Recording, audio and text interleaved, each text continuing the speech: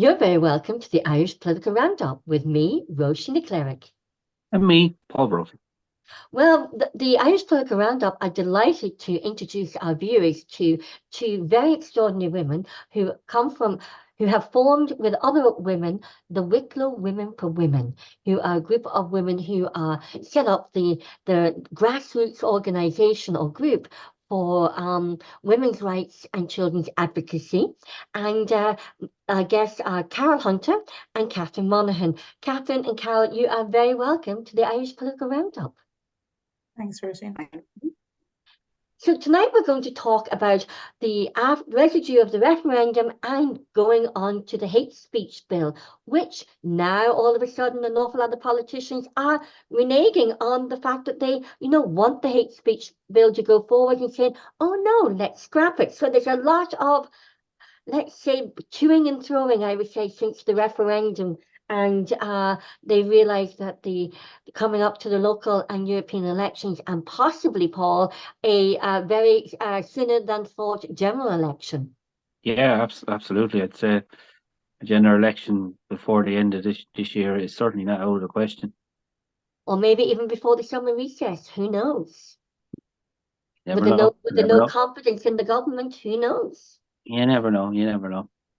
So, Carol and Catherine, I know, and we're going to put in the description box below the interviews of who Wicklow Women for Women are. But would you just introduce yourselves of who Wicklow Women for Women are, and who you are, and what you do, and why you founded? Because Paul is very curious to know as well. Over to you, Catherine. I was just about to say the same.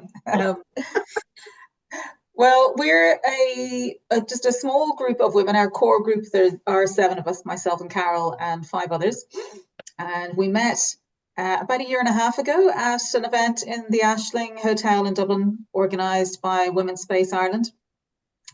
We just, some of us just happened to be kind of sitting beside each other afterwards and realised that we lived near each other and we had a similar desire to, have some support and to, I guess some solidarity and to actually do something about all of these issues that were kind of really upsetting us, I suppose, around women's rights, women's spaces, child safeguarding, really all around the gender issue, So anyway, so we kind of exchanged numbers after, met up, came up with a little name for ourselves and kind of got to work quite quickly organising an event in the Glenview Hotel in Wicklow that was kind of with the goal of educating people about changes that were coming up to the SPHE curriculum.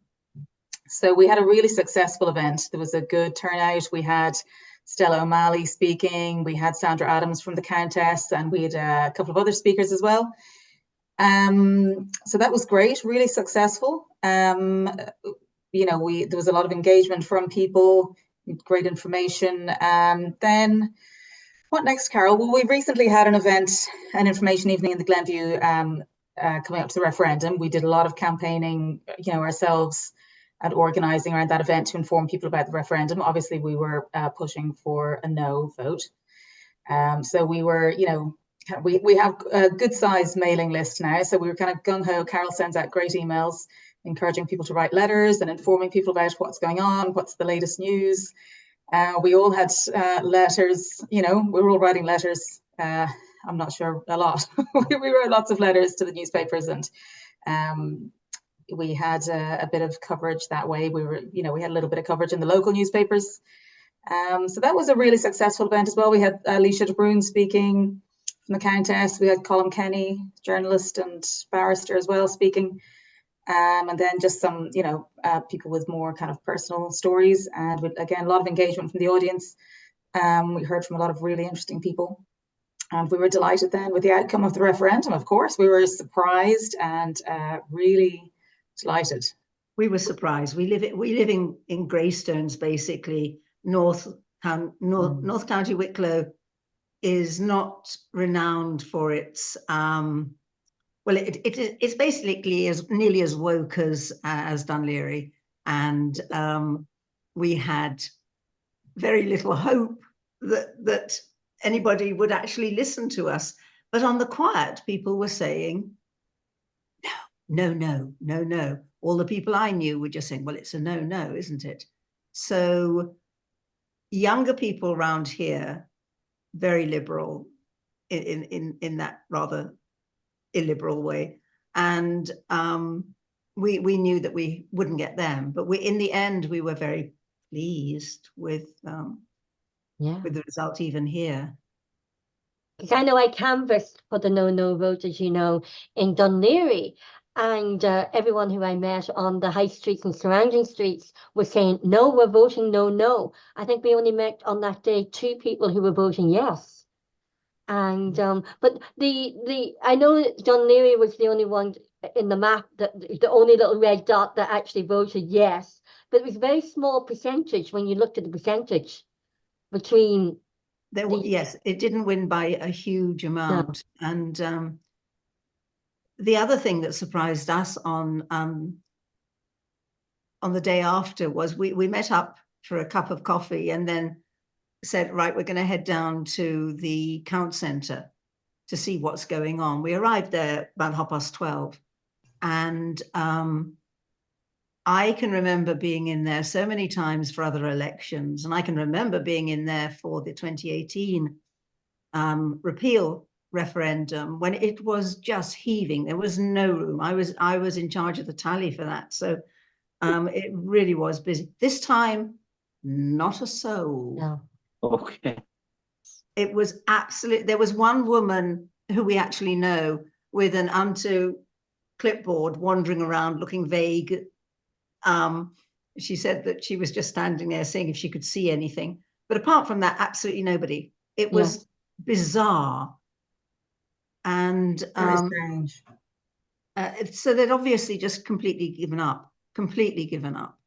Even they weren't even bothered. From early morning, they knew it had gone, or from late the evening before, they knew it had gone. So, and yeah.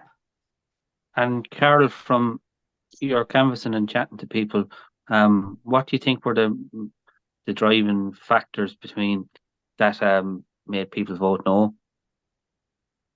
Well, a lot of them were a variety of reasons, but the erasure of women did not go down well with my friends, and the care thing was. We're of an age. I'm of an age now where caring for elderly parents or people with children who have got ongoing things and are no longer children that they're still caring for, or all of these things are very much in people's minds, because we don't necessarily have the energy once you get past a certain age to look after somebody, to care for somebody. And the wording of it, thrusting it back onto the shoulders of the family, and there is no getting away from the fact that that's the only thing the government were trying to do, was to shift it into back into the private sector or onto the family. But we were also of the opinion that the real reason behind this was the erasure of the words women, that there was a very definite internationally driven agenda behind this. Yeah. And people I knew certainly felt quite older people. No, this just older women. No. So, and if you look at that wording in, or the article in the Constitution around woman's play, where the woman's place is, some people might say, okay, it was written in 1937. Could it be updated? Possibly, but has it stopped women from doing anything? Absolutely not. Well, we were very much pushing the idea as well that we were not against change, but it had to be the right change. This was not the right change. That yes, things do have to be updated, this was not the way to do it. And by saying a very firm no vote, you were sending a message to government that they could not just let this drift, that they really do have to understand that the populace expects them to do something about this, and to do it in a much clearer and better defined way. So, yeah. So now, after the hate speech, after the referendum, and the conversations went straight into the hate speech bill, and Charlie Flanagan came out and also said that he would not be advocating or put his name to the assisted dying bill either.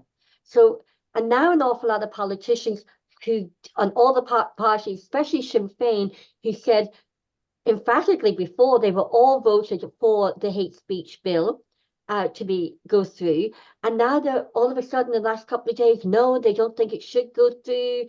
It should be either scrapped or watered down. What are your thoughts? What are your thoughts and opinions on the hate speech bill? Very interesting to see the turnaround in the last few days, isn't it? Mm. Oh, Sinn Féin is bound to do that. Sinn Féin has to follow its constituency, and its constituency is small c conservative. There is, they like to think of themselves in a different way, but basically that's their base. It's also, sorry for cutting across you, it's also interesting to know, just looked at some of their analysis, that 88% of Sinn Féin voters voted no. 88, wow. It's huge, and that's because they are basically socially conservative. Mm. But when every member of Sinn Féin voted, none of them voted against the hate speech bill. It's just interesting. I just find it so interesting that they've, it's taken the referendum, I think, to really, make people take stock and realize they're just not going to get away with kind of pushing things that the general public aren't really fully behind. And I think it's interesting, actually, watching how various TDs, mostly along this East Coast and things like that, and the media have actually been struggling to try to not exactly ignore the results of the referendum, but how they're choosing to interpret it, how they are trying to make this out to be something, the result out to be something it wasn't. They still can't believe that they no longer understand the electorate. They actually cannot understand that. So they're tying themselves into knots, trying to figure out where the blame lies, or what's gone wrong, or why are we, the electorate, being so stupid, or whatever it may be. They can't look honestly at themselves and say, we have got this wrong. And it's obviously, it's not just here, it's happening everywhere, but it's to do with the breakdown in social democracy as well, because the more that our politics are driven from Europe, there is becoming more and more of a mismatch between what people actually want and what is deemed to be required by a political elite who no longer quite know what life is like for normal people. And two, sorry, Paul, go ahead. Sorry, and this disconnect has created a kind of a chasm or a vacuum, and we're seeing those probably parties that would be kind of a little bit more to the right are seem to gain traction, and with the European elections coming up, a good few right of centre or far right MEPs will be elected to new European Parliament. That's pretty certain. But that doesn't make me any happier, because I'm not on the right, So, I mean, we in Wicklow Women are always saying that we now feel completely homeless politically, that we don't have any party that really represents us. We don't have anywhere to call home, if you will. And we're all quite political. So we would like to feel that we could put ourselves somewhere and push within that party and try and make ourselves felt, but it's just not possible. It's not possible at the moment. And No. we can't see a way out of that because there doesn't look as if there's a party that's going to come along and be that representative voice for us. And if you had a magic wand, Carol, what would that party look like, and what agenda should it push? Incredibly difficult to say that, isn't it? I mean, I suppose me personally would like something that is, oh gosh, yes, I haven't really thought about this enormously amount. I do want something that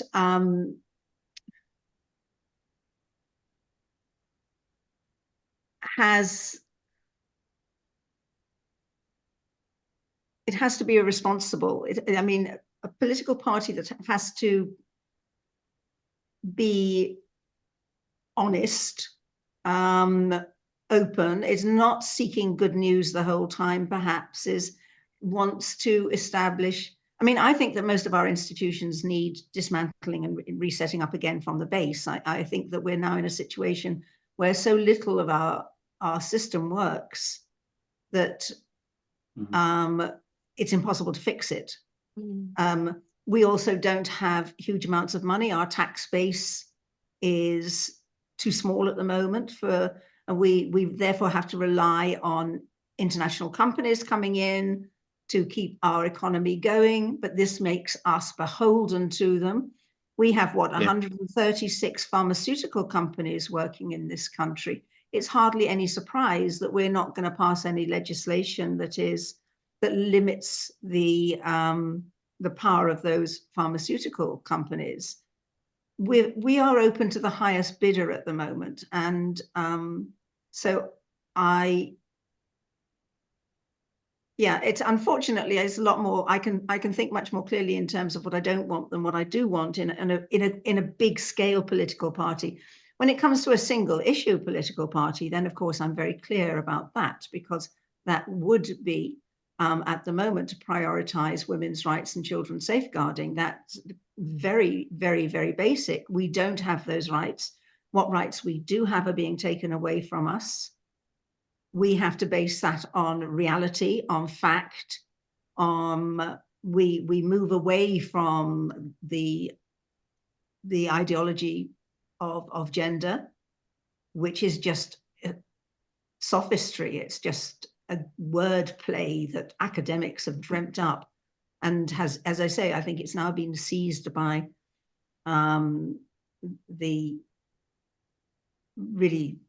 we're moving beyond capitalism, but I mean, we're moving into a system where you're going to have oligarchy and all of those sorts of things if we're not careful. And so for them, this is a wonderfully useful tool to control even more than they are at the moment. I'm wandering, aren't I? I'm not saying anything of any import here. I'm listening to myself. Sometimes wandering gets people thinking as well. So wandering's good. I'm enjoying you wandering. I love you wandering, because it gets everybody thinking. So back to women's rights and children's rights, which as I say, are something I care about, and I don't obviously exclude men. One of the things about us as a group, we really did decide this, is that we're all mothers of boys for a start, which means that we like men and we want the best for our men and our sons. We want them to grow up in a good world as well. So we're not exclusionary from that. But at the moment, we know where the lack of power is, and the lack of power is around women. So that's what we have to address. But it's obviously a very big education thing as well, about moving men to support us freely and happily as well. So we end up with a much freer society socially in that sense, a much more equal one. So we would think of ourselves very much as being obviously the equal of men on every level, but different. We don't subscribe to the idea of 1980s radical feminism or things like that, that we are all the same, our brains are the same. We know we're not the same, but we know we've got different strengths, and we need both those sets of strengths to make it a properly functioning society. So on a sort of social level, now the trouble is, of course, you've got loads and loads of social inequalities that will always be reflected in politics, and that's a bridge that one would have to look at, how you can make people think, because one of the big problems that we have for women's rights is that so many women think this doesn't affect them. They don't understand they're losing rights, especially young people. They just don't understand, young women, they do not understand they're losing rights. Yeah. And so they think that we're not being kind enough to people who identify differently. And So, Carl, for our listeners out there, could you just give a basic example of where women's rights are being eroded that you may not be aware of? okay, on the most basic level, women's, there are the first of all, the very obvious ones. There are the fact that the GRA, the Gender Recognition Act, was passed here in 2015 at the same time as the marriage equality referendum, with very little notice. They simply didn't, they slipped it in on the side very deliberately. And as far as one can make out, the Dáil didn't really discuss it. It was put through as a sort of, we have to respect people no matter what they are, and that their feelings are important, or whatever it was. But this meant that anybody who wanted to could say that they were now the opposite sex. All they had to do was fill in a form. I think is it 20 euros or not even that? I mean, Yeah, it's really 20 something like euros. that, yeah. And then they submit it. That is the form. You don't have to do anything else. And after that, you are, for the most part, it's men turning into women that would affect us in this particular instance. So now you have a load of men who are legally women and therefore have access to all the spaces and everything else that should have been developed over the years to be the places where women should be. So women's prisons, women's sports, women's aid shelters, all of these places now legally have to accept anybody who turns up and says they're a woman. Now, I think the thing about it is that most people at home seem to have this romantic idea that somehow men who identify as women are on this journey. They're taking medication. They have this deep driven urge inside themselves to somehow want to be different from how they are. Now, they can't want to be women. I mean, they don't know what a woman is. They can't feel like a woman because who knows what a woman feels like. But they just know they don't feel like them. And so women think that they are well-intentioned men on this very, very, very painful and difficult journey. It's worth as well, Carol, sorry, I was just going to say the majority of people, the general public, I think when you ask, assume that when you talk about men going into women's spaces, men who are now identifying as women, that they've had surgery and the whole lot, when actually, I mean, something like less than 4% of men actually have surgery. So generally, you're talking about fully intact men who identify as women. And you're also not talking about a high number necessarily of gay men. Something like well over 90% of them are straight. So we grew up in an age when there were transvestites. And we knew that there were some men who got a kick from dressing as women. This has actually exploded, but has been given this very gentle title of almost of, you know, I'm now a woman. No, you're not. You're a man who gets a sexual kick from putting a dress on. And this is, yes, something like 90, it's over 90% of men who have got a gender recognition certificate are in fact just completely men with a fetish. And we are normalizing that. Mm.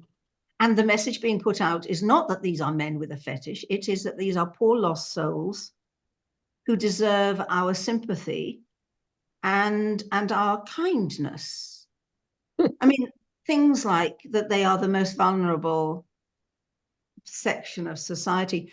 Not a single person in Ireland has ever been killed for being trans. No.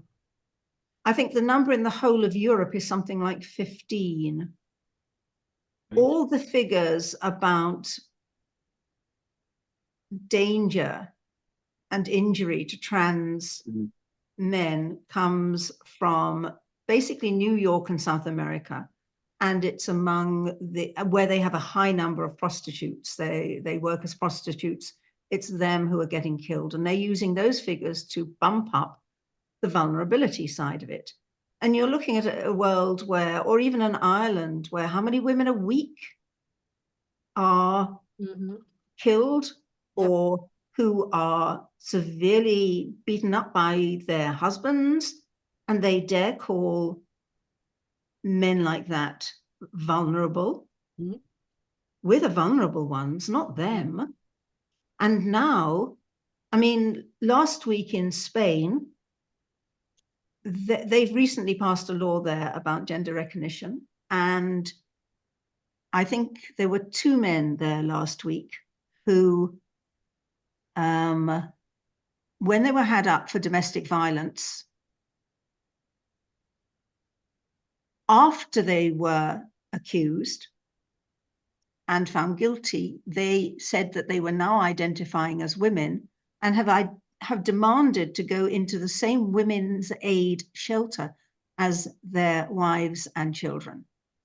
Jesus. This was last week. And I mean, you can find it out there very easily. These are not good intentioned men. There is no good intention behind this at all. It's highly narcissistic. It's, as I say, unfortunately fetishistic, but you can't really talk fetish to normal people out there because they cannot, they think you've gone crackers, but it is. So because these men now identify as women, if they are arrested, for example, for doing something violent, that crime is recorded as being committed by a woman. So already the crime rates committed by women have gone up because it's not actually women. This is a violent crime, you know. So that is exploding for women because we were coming from a tiny base. So exponentially, you don't need that many crimes to make it look bigger because it's recorded as being committed by a woman. So data everywhere is being corrupted. And we base all policy on data. How can you talk about things like gender pay gap when you have men with male salaries feeding information into the, you know, pay scales and things like that? It distorts. Everything is distorted. Every form of data is distorted about everything. Once you no longer can desegregate it on sex. So we don't even know whether women, how we're doing any longer because the figures are distorted. And it's like they're saying women are doing better at managerial level than they were used to, or at board level. But we don't know. I mean, just look, there are men on the board of TENI. There are men pretending to be women. They're not women doing better. These are men, they're taking... And there's men on the board of the National Women's Council of Ireland, Yes. and they have got it so wrong. When you have an NGO who are supposed to be representing women and binding all data, talking and discussing about women, they were so arrogant. I was at the silent protest, when they launched their Yes, Yes campaign. And there was more, the arrogance of everyone. There was more men coming out of the launch than there was women. You couldn't make it up. And, it goes to show you, when you have the NGOs of Ireland who are supposed to be representing women and vulnerable children with lone parents as well, and they are advocating that men can be women. And the National Women's Council, they've gone into hiding since the referendum. Yeah. How can the National Women's Council in Ireland, in my opinion, they cannot function as they are going forward. And when they ask, this rather fatuous question, what is a woman, that they can't answer, because they're afraid. Surely they're afraid, and there can't be a single person in this whole world who really believes it's possible to change sex. I mean, everybody knows it's not possible to change sex. We are mammals. There are male and female, and it's no use anybody talking about spectrums. It's completely rubbish. There are males and there are females, and that's how we reproduce the species, and that's what we're here for. And I don't think anyone really believes it. Nobody can really believe that, and yet they will look at you and say, but this person, she's a woman. And no. So it's truth has gone. And for me, this is one of the most difficult things, is that there is no longer any truth, because it's become so slippery that you can't trust anything. It means if they can't believe that, if they're dismissing that side of science, which is based on facts, what other things are they prepared to bend their minds about? What will they accept that's also complete rubbish? They used science to justify climate change, but they can't accept biological science, on the other hand, as being valid. These are people who have not got a proper single thought in their head, if they are willing to say these. What was it I put out today? Something about hermetic gibberish of gender ideology. It is. It's hermetic gibberish. Just nonsense, literally. I mean, the problem now going forward, of course, is that if, gender identity becomes, a protected characteristic with, the hate speech bill, then, we're no longer, how can we call out these issues? How can we say, I don't agree to being, having a pelvic examination done by, what if I'm in hospital? I want to say I'd like a woman doctor, a female doctor. But someone comes who's clearly a man who identifies as a woman. But, I don't believe in gender identity. I don't believe anyone has a gender identity. I don't have one. It's also completely irrelevant. Gender identity. Yeah. I mean, exactly. It's completely nutty. The thing that matters is sex. Yeah. It's not, gender is a made-up-y concept, completely made up. We have this mixed up in hate speech legislation. It's just, what happens to women who want to speak openly and freely about their rights and their safety, and the safety of children. Like, for example, if hate speech legislation is passed, this conversation could be that we're having could be seriously be come under that. But I suppose it's any positive if it is scrapped, it will allow for conversations like this, which, and you've all both articulated your views in a very, calm, measured, intelligent, respectful manner. Like, so that should be the way we should, discuss ideas, because, that's how we come to conclusions on things. We have to have different views, and I suppose the biggest problem I see with the Women's Council as a man, it's become an echo chamber, and they should have women like yourselves, involved in the Women's Council, having different contrarian views, and that can only be good for women. But if you have only, same people, all saying the same things and patting each other on the back, you're not really going to get great outcome, are you? And they're but not based in reality. You have to have voices. You have to remember that there is such a thing as reality and fact, and you can't wander away from that. You can't escape it. You can't escape it, and eventually the world will come back to that, because there will be no escape. But the problem is the damage that will be done in the meantime. There will be huge damage done to women, to women's rights, to women's views of themselves, to women's views of men, which I think will become very corroded. But probably the most damaging thing will be what is done to children. Yes. And that is going to be fairly inescapable because of things like the SPHE curriculum in Ireland, which is telling children literally from the time that they are 2 or 3 years old that their body, their sex, the body is just a vessel.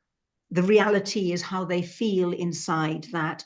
And if you feel something different, then you can alter the vessel to suit that view. The children are not being grounded in reality. They're being sold a very bad cult. They are being hated into been taught as a fact. They're being taught it as a fact. It's an incredible disservice. I mean, we are lying to children, telling them that it is possible to just, become whatever you feel like becoming. It's actually cruelty to children. It's because in God's name, and even the SPHE books that they are presenting and showing children, it's pornography, really, showing children these books and demonstrations in school books or anything else. Children are not allowed to be children anymore. Children should be allowed to be children, and that's up to parents to give this kind of sex education to their children, and especially at primary school level. I think it's child abuse. And then, of course, it becomes worse if the green agenda about lowering ages of consent for things. I mean, once you've set them on this path, and there is a very, very real social media engine telling children going into puberty who aren't happy with the idea of going into puberty. And let's face it, most children, it's slightly different for boys, I think, very definitely different for boys, but really awful for girls. Going into puberty is not something that they want. And if somebody keeps telling them, you can escape from this, they're going to go for it. The figures are horrendous about the exponential rise in girls since 2014. Seeking 4,000% or something, I think. 4,000%. What? 4,000% increase in the number of adolescent girls wanting to identify as boys in the last 10 years. It went from a couple a year through to huge groups, and they're like complete classrooms. I mean, they're very. It's so easily to see that it's social contagion but it doesn't matter, because they're teenagers and they can't listen. They can't hear anything outside themselves. We were all there once, and there are too many people like Tenny, like Belong To, like the Weberley doctors, and unfortunately like Crumlin, who are willing to tell them that, yeah, it's okay, just go on pills. And you can stop and think about this. Puberty blockers, it gives you space to think. And it's irreversible. It's irreversible. Well, not even is it irreversible, but it does actual damage because you disrupt the natural flow. You stop it completely. So that little window of brain, even if you restarted it at 18, you've lost the window during which your brain matures that much, your bone development, everything develops. And because everything has a window for developing, and then your body moves on to a different stage. So it's like people forget that, maturing into an adult doesn't just happen because of the passage of time. It happens because of a whole, array of biological processes in our bodies that are dependent on these hormones. We don't just mature because time passes. We mature because these processes happen within our bodies. And when you think about the child mutilation as well, of girls going and getting their breasts removed, and is it the binders they call? Is it binders that they call? Yeah. I mean, and then boys then removing their organs, their bodily organs, right? Like, it's irreversible, and it cannot be. But where's the psychological effects? Like, there's no data there's no data now to say what the psychological effects or anything else, because it's all in its infancy.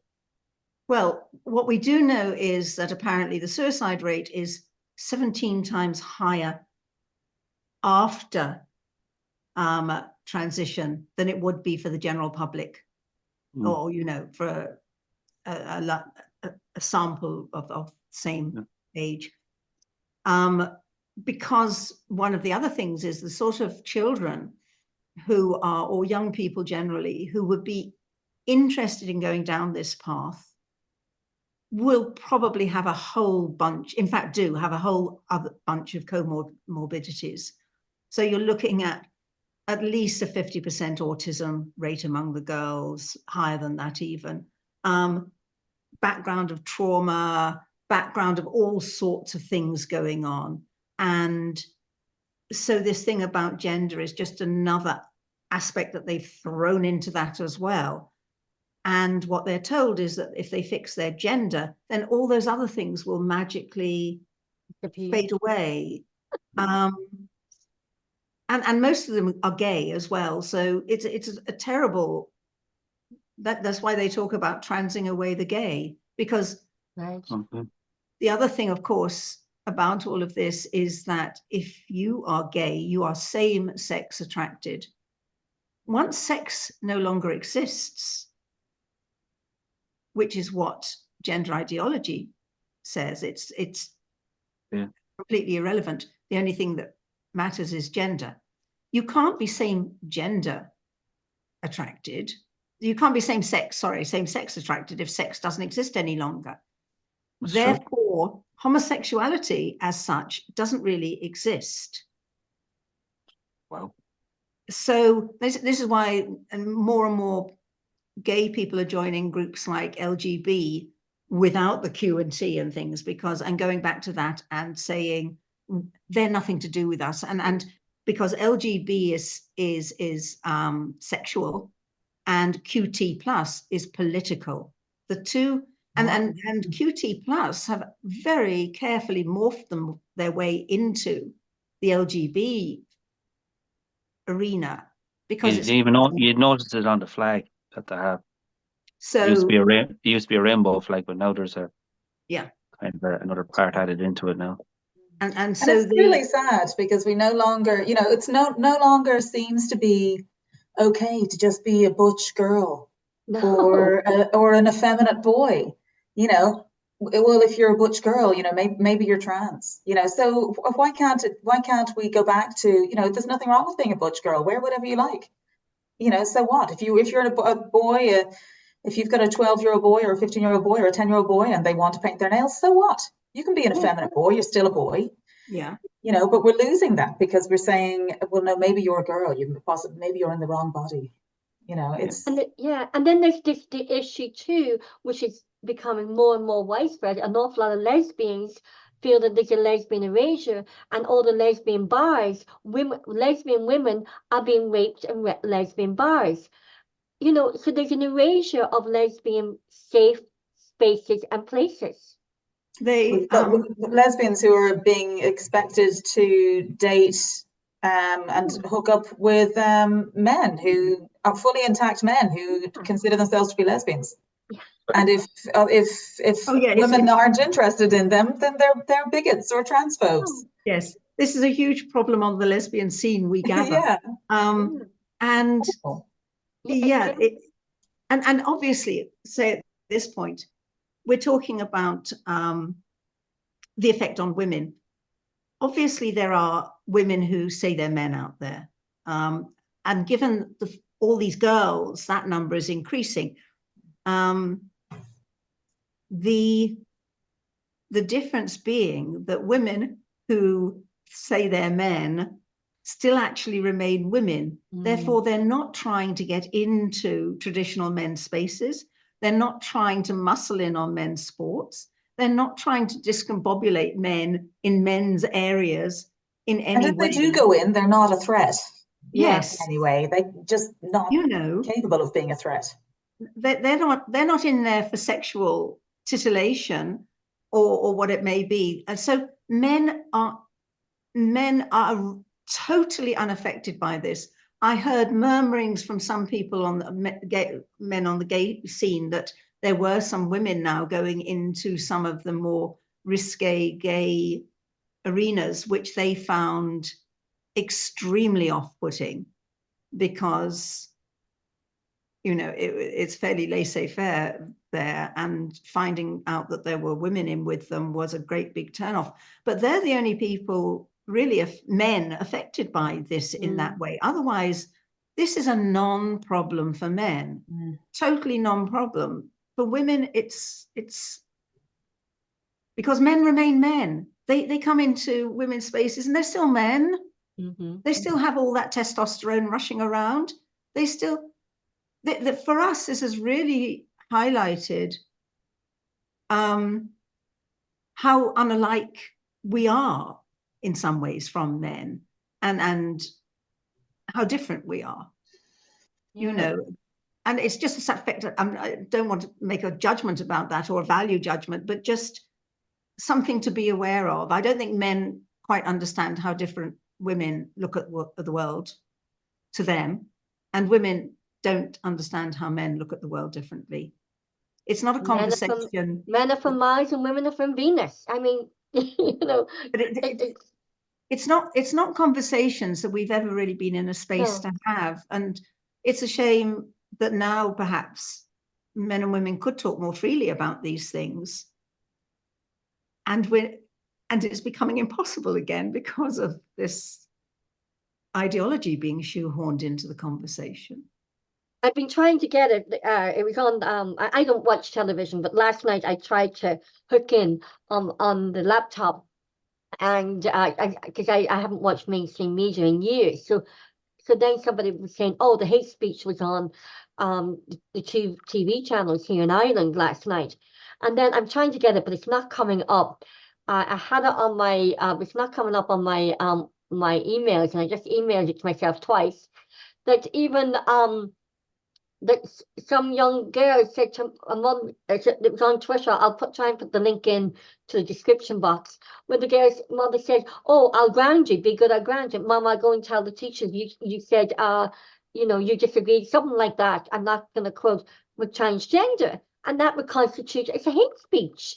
You know, so where does it, like this transgender ideology, was the hate speech bill brought in to sort of protect, and you know what really gets me too, right, is how come that this transgender ideology, there's only a very small percentage of transgenders in Ireland, in the world, and yet they have such high percentage of political and social control over the citizens of Ireland and the government.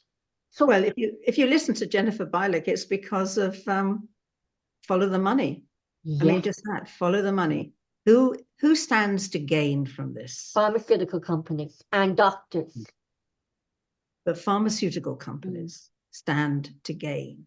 The interesting thing is how the various political establishments have gone along with that, and the story behind how that has happened as well.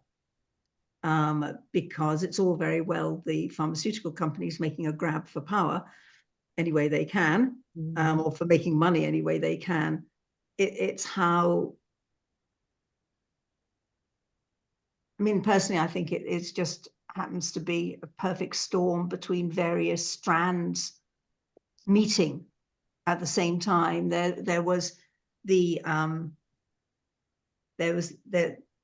Catherine knows, there's the AIDS thing in the 80s and into the 90s, and pharmaceutical companies realizing they had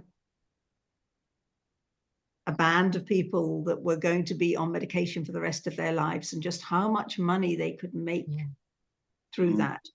And the idea of having, instead of medicine just treating people for a while, they're ill and then they get better, that actually you could create a whole cohort of people who were dependent on medication for life. So that's one strand that's going on. The other strand is the very real danger throughout the world of AIDS and things like that, especially in Africa, South America, all of these things, which the UN, the WHO was very keen to stamp out in any way that it could. And some of the main transmitters of this were the transgender prostitutes. So they wanted some sort of control over that to stop that, the growth of AIDS. You had this growth in academia and beyond of postmodernism, of critical theory, of this sudden idea of intersectionality and social justice and victimhood and all these other things. So you've got all these things coming together. It's a perfect storm, kind of. And somehow it's morphed into this. It seems so nutty that you wouldn't even think that it could happen, except that it seems to have happened. It's quite dystopian. I mean, who would have thought 20 years ago that we would be having a conversation like this? Yeah. I mean, I'm not much given to nuttiness, really. And it's hard to talk about some of it without sounding like a conspiracy theorist. I sound like an idiot even to myself, but it's real, And talking again, going back to hate and things like that, just to show that I do watch television and do watch strange television. There's a new thing out at the moment called Three Body Problem on Netflix. Okay, so I decided I'd watch the first episode of that, and it started off in Beijing in 1966, reconstruction of that. I mean, and it was a crowd of young Chinese students baying for blood of those who would not admit their mistakes of mind, thought, or speech during the Cultural Revolution, and what they did to those people who would not admit the ideology being followed at that time. At one point, for example, somebody was suggesting that they bounce a signal off the sun that they were sending into far space to find out if there were people out there, and were told that they couldn't do that because the sun was representative of Mao. So the idea of bouncing something off Mao would be like shooting him somehow, and this was anti-revolutionary thought. And there were these really weird parameters about what you can think, what you can't think, what you can say, and how badly you will be punished if you do or say the wrong thing, even if what you're saying is absolutely. I mean, the man at the beginning of this was beaten to death for saying that he believed in the theory of relativity. And that was verboten. So he had to pay for saying that. And the crowd just bayed, these young people bayed for the blood of this man for saying this. So, and this really happened. This really, really happened. And so let us not forget that there can be horrible implications when people forget to think for themselves and can no longer have the freedom to say completely normal things. It's dystopian, yes, but it's also, unfortunately, look at America. Look at that January the 7th thing that went of those people. It's what really sort of astounds me is that the younger, and I'm talking about, say, even 35 down, are really taken in by this transgender ideology. You know, that men can be women, and and they're all quite happy voting for political parties who believe and are running candidates who are men identifying as women. And that the younger people don't see that there's something really, really wrong with that. Socially, a lot of young women have politically, didn't grow up at a time when women had no rights or very few rights. They now take it for granted. For them, women have always been able to do X, Y, and Z. They don't even realize how recent things, like the marriage ban. There was a marriage ban in the civil service up to about the 70s here in Ireland. 73, I know there was, and they've no experience of that, yeah. And I think they're maybe young enough that they've no experience of that. They also haven't yet had babies themselves. No. So they haven't experienced that. And not only the biological impact of that, but the social impact of that. Yes. And the absolute undeniability of when that happens.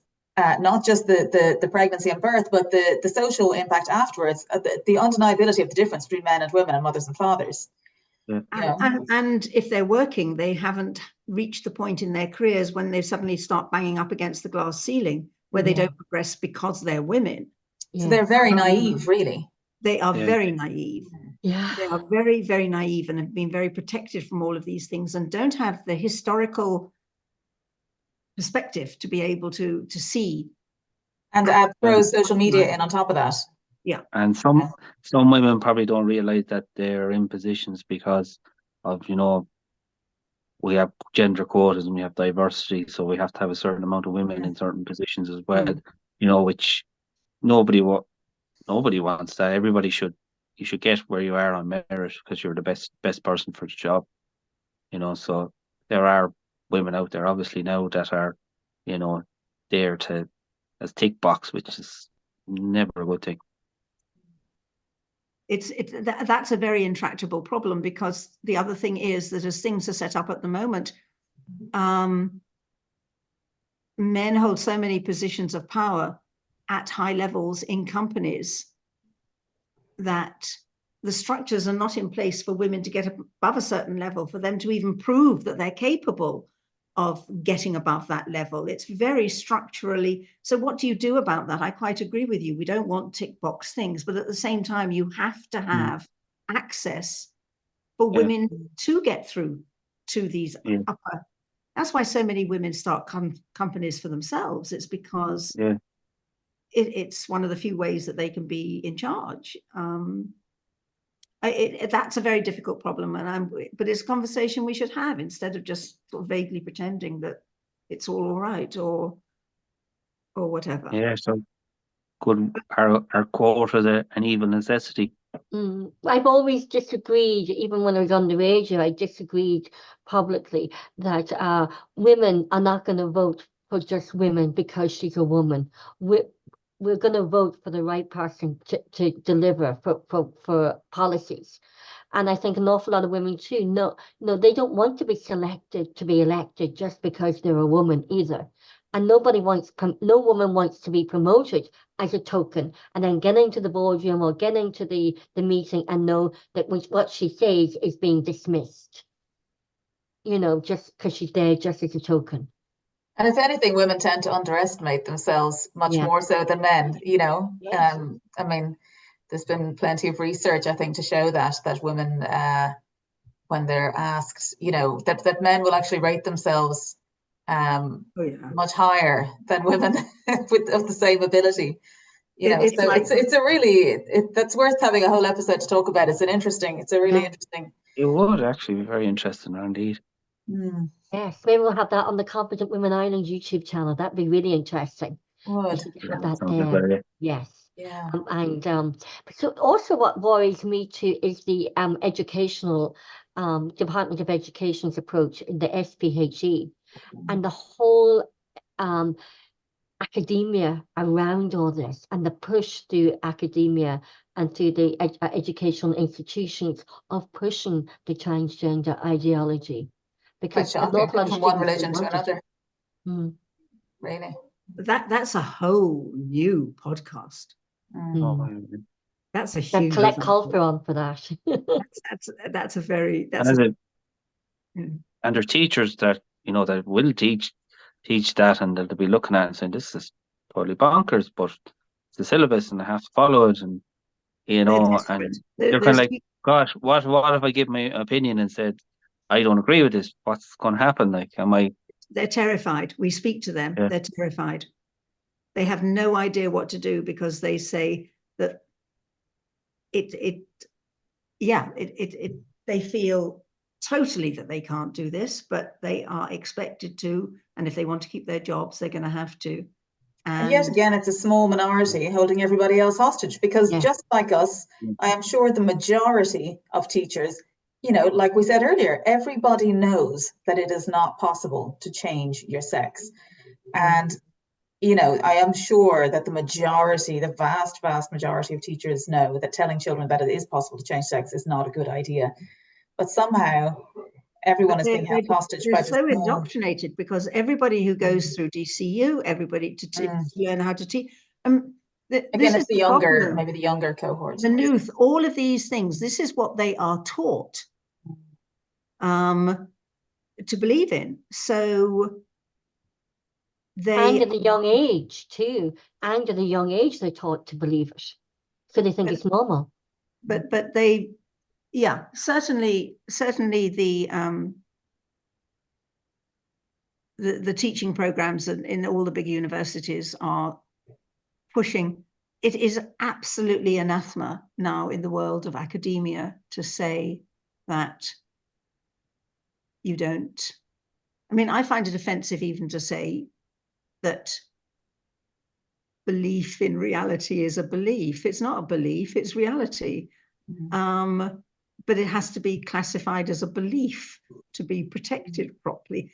But you're right, academia is really, really captured. And it's actually, that's like the source that is kind of sending it out to everywhere else. The corporate world, the world of education, And the various programs within academia that were first captured were things like the journalist schools, people in the various journalist and media degree courses were all, that's one of the very first things. Law, that was captured very early on as well. Medicine, unfortunately, you wouldn't believe what they're, I mean, you would think that if anything had to be grounded in reality, but it's no longer. They are actually taught this rubbish about gender in medicine. It's shocking. And until that's tackled, how is anywhere else going to avoid capture? Because if we've got the medical system, the education system, the legal system, the arts, you know, if it's coming from the universities, then it really, it's Yeah. how on earth are we ever going to? It actually goes against the spirit of free thinking that this is the only way something can be done. You know, if we all thought like that, there'd be no change, there'd be no innovation, there'd be no, life is full of questions, and you're not going to get the answers to everything. But if you have said this is the only way of doing it, that's, you're going to have some pretty you're already messed up results at times. You're getting people dying because, for example, if you are a man who insists they're a woman and whose notes, because when you change sex, everything changes. Your birth cert changes. If you change your name, you lose all your old medical records. You lose all your old criminal records go as well. You get a clean slate. You start as this new person with a new name. And actually, most of the people who do that are probably pretty cynical and they have an idea of what's what. But for some of the younger ones who seem to believe that somehow they have actually, something's happened to them, they have changed in some way. You're getting people dying because they've got things like prostate cancer, which don't get diagnosed because they say they're women. All right. So nobody looks for a prostate because these are people who say they don't have a prostate. And this is actually beginning to happen, that doctors are being, the various cancers that can happen. And I mean, basically, diseases present completely differently and things present completely differently in men and women anyway. Sure. How do you diagnose a heart attack when they present differently in men and women? You think you're looking at a man, but actually it's a woman. Mm-hmm. Yeah. Right. So many conditions, sex matters. It does matter. Yeah. And it's sex, not gender. And I think too that there's it's also really the referendum. I don't think the corporate world, the pharmaceutical world,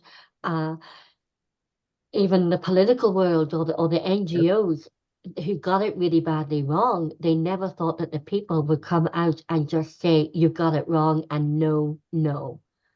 And I'm now looking at everything and I'm going, well, the referendum, was it designed to fail?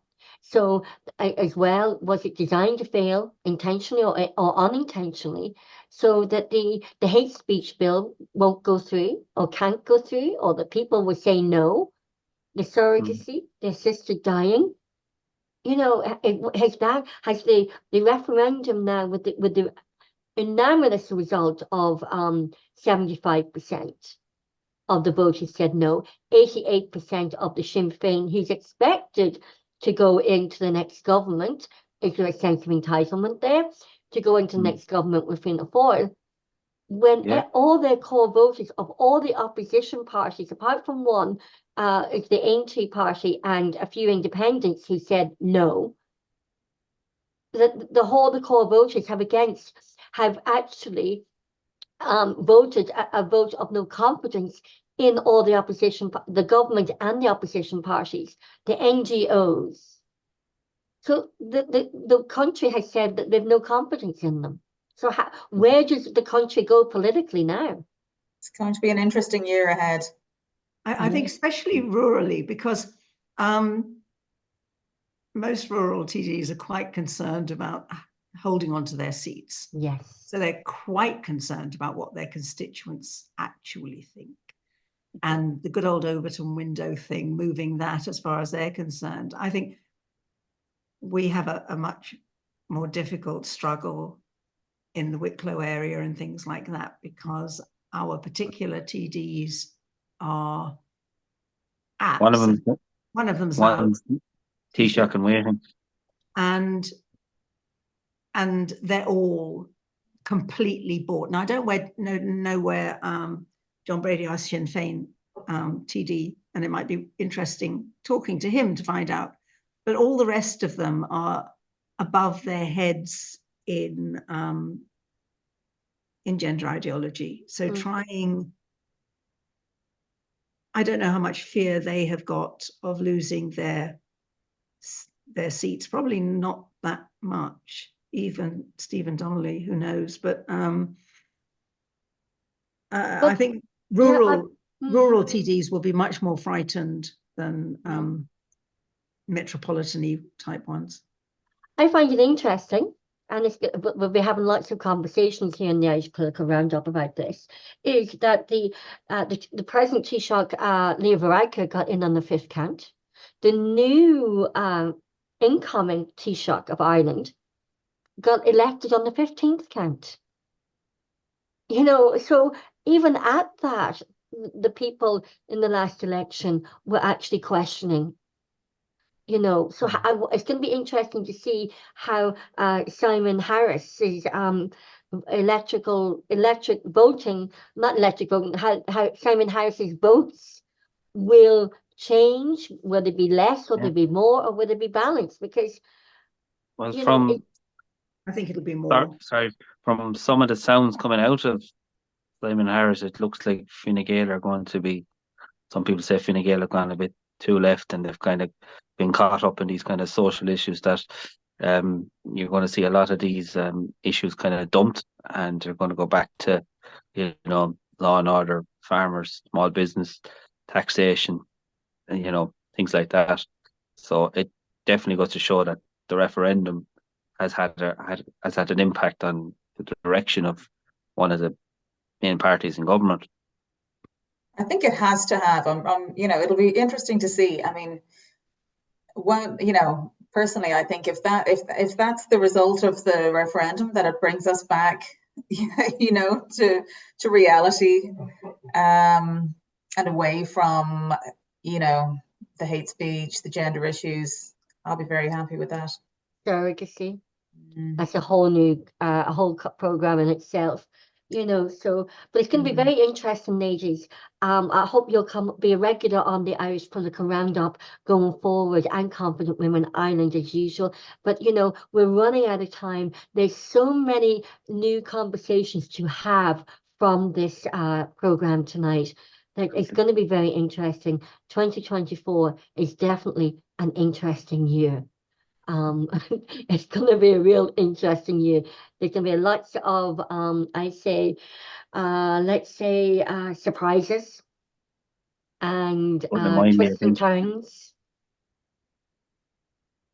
You know, so it's going to be really interesting. I think, especially the election, the general election is going to be the local election, the European elections is going to be, because there's 11 or 12 now, Paul, people, county councillors from Fine Gael have said that they're not going to put their name forward on the There's 11 sitting Fine Gael TDs that have said that they will not contest the next general election, and I wouldn't be surprised if Leo Varadkar doesn't contest the next general election either. You know, I don't think he can. I think he just really, I think he believed in his own PR too much as well. And, you know, it's just, he really just went too far with that. And the disconnect, I think all parties, and that is the opposition parties. So that is Fianna Fáil, Fine Gael, Labour, Social Democrats, Sinn Féin, People Before Profit. Am I'm missing anybody there? They all really showed in the referendum, and this year and last year, just how much disconnected they are from their core voters and the people of Ireland in Ireland. So it's going to be really interesting to see. Very much so. Well, Carol Hunter and Catherine Monaghan, two of the beautiful ladies from Wicklow Women for Women. How can people get in touch with you to find out more information? Because you've had two very successful events where the rooms were packed out, and I was at one of them. And you'll be having more events, I would imagine. So how can people get in touch with you? At the moment, probably the best way is to email us, which is Wicklow Women 4 for women.com. So, yeah, I mean, And you have a Facebook I account. mean, you have a it's Twitter at account. gmail.com. Sorry, I'm not thinking, I thought, yeah. Wicklow Women at gmail.com.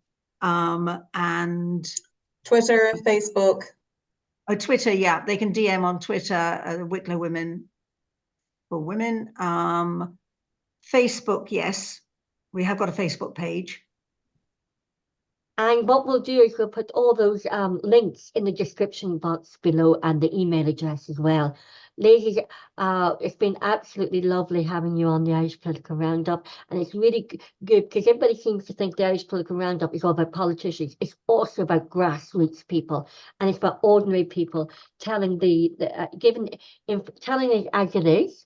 And given the perspective of Irish voters here in Ireland, and also gives the politicians a good little kick up the bump of what really the Irish people are talking about and what we're not going to tolerate anymore. You know, so it's not just about politicians. It's about grassroots and what people are saying locally around the country and at the doorsteps as well, and at the coffee mornings, and at the coffee dock, and at the water cooler in work as well. So, anything more you would like to say, Paul? No, I just said thanks to Carol and Catherine for coming on. I know I'm the only male here, so it's good for me to have hear these conversations as well. You know, it's always positives for us men folk to try see from the other side as well. And thank you to the listeners for taking the time to watch the Irish Political Roundup and listen to us, and tune in to Wicklow Women for Women. Until next week, Salon.